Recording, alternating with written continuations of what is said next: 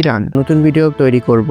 Israel 2026 সালে প্রথম ইরানে আক্রমণ চালায়নি। এর আগে 1982-তে লেবাননে ইসরায়েলি সেনারা আক্রমণ করে। সেখানে ইরান লেবাননকে সমর্থন করে হিজবুল্লাহ গঠন করে।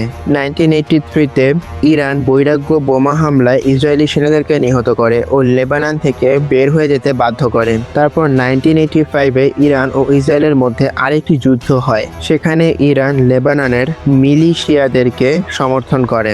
ইসরায়েল আবার ইরানি বিদ্রোহীদের সমর্থন করে। এরা তারাই যারা এখন আল খামেনির মৃত্যুতে খুশি হয়েছিল। আর হ্যাঁ, এই যুদ্ধ কিন্তু ইসরায়েলের সঙ্গে লেবাননের হয়েছিল। এখানে ইরান যুদ্ধ করেনি, তবে লেবানন দেশটিকে অস্ত্র ও প্রশিক্ষণ দিয়ে সহায়তা করেছে।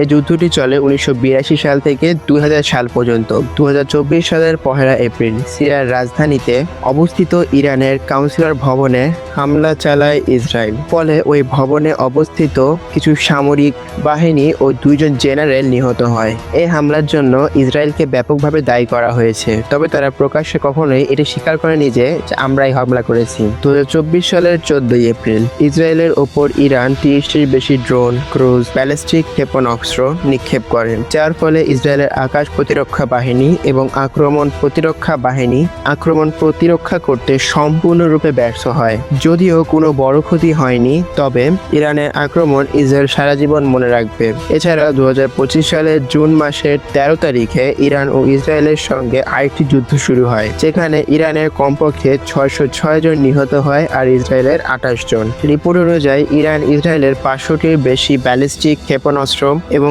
100টি ড্রোন নিক্ষেপ করে। তারপর 2024 সালের 28 ফেব্রুয়ারি ইসরায়েল ও যুক্তরাষ্ট্র ইরানের ওপর যৌথ সামরিক আক্রমণ চালায়, যা সম্প্রতি ইসরায়েল ও ইরান যুদ্ধের সূচনা করে। ইসরায়েল আয়াতুল্লাহ আলী খামেনিকেই লক্ষ্য করে তেহরানের কাছাকাছি সকল সামরিক ঘাঁটিতে আক্রমণ ও বিমান হামলা চালায়। ফলে আয়াতুল্লাহ আলী খামেনি নিহত হয়। এরপর থেকে ইরান একের পর এক আমেরিকান সামরিক ঘাঁটিতে আক্রমণ চালাচ্ছে। মিডল ইস্টের প্রত্যেকটি দেশ, যে সকল দেশ আমেরিকার সামরিক ঘাঁটি রেখেছে, প্রত্যেকটি সামরিক ঘাঁটিতে আক্রমণ চালাচ্ছে ইরান। ইসরায়েল, আরব আমিরাত, কাতার, কুয়েত, সৌদি আরব প্রত্যেকটি দেশেই ইরান আক্রমণ চালাচ্ছে, কারণ সে সকল দেশে আমেরিকার সামরিক ঘাঁটি রয়েছে। ইসরায়েলের আক্রমণে 1045 জন সামরিক ও বেসামরিক ব্যক্তি নিহত হয়। ইসরায়েলি সামরিক বাহিনী ইরানে কমপক্ষে 1 বা 2 সপ্তাহ হামলা চালানোর পরিকল্পনা করছে।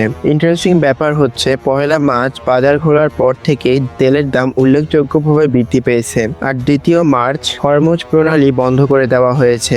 ইরানের ইসলামিক বিপ্লবী গার্ড কোর এটি বন্ধ করে দেয়। তারা হুঁশিয়ারি দিয়ে বলেছে এই পথে কোনো জাহাজ পার হওয়ার চেষ্টা করলেও সেটিকে আগুন ধরিয়ে দেওয়া হবে। ফলে 3রা মার্চ হতে হতে তেলের দাম বৃদ্ধি পেয়েছে 10%। প্রতি ব্যারেল তেলের দাম গিয়ে পৌঁছেছে $80। ইভেন 27 ফেব্রুয়ারি পর্যন্ত তেলের দাম ছিল $73। আমেরিকা ইসরায়েল হামলায় মধ্যপ্রাচ্য যদি নতুন যুদ্ধে জড়িয়ে পড়ে, তাহলে তেলের দাম পার ব্যারেল $100 পর্যন্ত যেতে পারে। যদি এই হরমুজ প্রণালী 1 সপ্তাহ বন্ধ থাকে, তাহলে আর যুদ্ধ করতে হবে না, এমনিতেই $100 হয়ে যাবে, কিংবা আরো বেশি হতে পারে। আর যদি 1 মাস বন্ধ থাকে, তাহলে তেলের দাম হতে পারে $210 কিংবা তারও বেশি। তেলের দাম যদি বৃদ্ধি পায়, তাহলে ট্রান্সপোর্টেশন কস্ট বৃদ্ধি পাবে।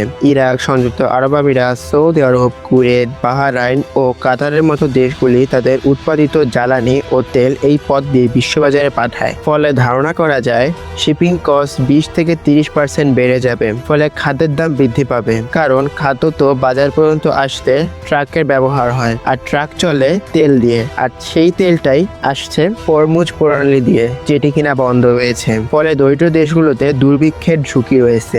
এখন এখানে সবচেয়ে গুরুত্বপূর্ণ প্রশ্ন, ওয়ার্ল্ড ওয়ার 3 কি আদৌ হবে? ওয়ার্ল্ড ওয়ার 3 হওয়ার সম্ভাবনা 10% এরকম, কারণ হরমুজ প্রণালী বন্ধ করে দেওয়া হয়েছে, যার ফলে তেল ও সকল ধরনের জ্বালানি প্রোডাকশন অফ হয়ে গিয়েছে। তেল ছাড়া বোমা, ড্রোন, ফাইটার জেট, ট্যাঙ্ক এসব কিছু চলবে না। আর যদি এসব না চলে, তাহলে ওয়ার্ল্ড ওয়ার 3 হওয়ার কোনো সম্ভাবনাই থাকে না। মাঝখান দিয়ে ইরান জিতে যাবে। আশা করি এই ভিডিওটির মাধ্যমে আপনারা ইরান ও ইসরায়েল ওয়ারের শুরু থেকে শেষ পর্যন্ত বুঝে গিয়েছেন। যদি কোনো প্রশ্ন থাকে, অবশ্যই আমাকে কমেন্ট করে জানাতে ভুলবেন না। দেখা হবে অন্য কোনো ভিডিওতে। ততক্ষণের জন্য আসসালামু আলাইকুম। আর হ্যাঁ, ইরান ইরাক ওয়ার্ল্ডের ভিডিও পেতে কমেন্ট করতে ভুলবেন না যেন।